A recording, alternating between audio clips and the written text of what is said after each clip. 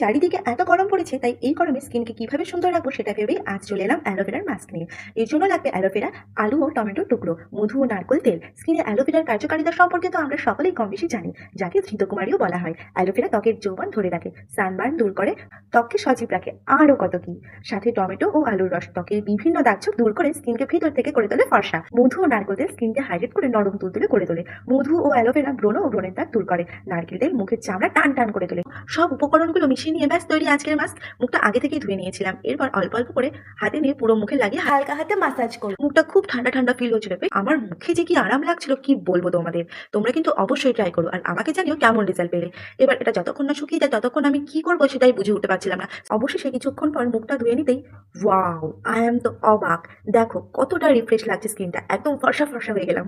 আমি তো ভাবতেই পারিনি সত্যি আমার ভালো রেজাল্ট পাবো। তোমরা কিন্তু এই গরমে অবশ্যই এই মাস্কটা ট্রাই করো। আজকের মতো টাটা।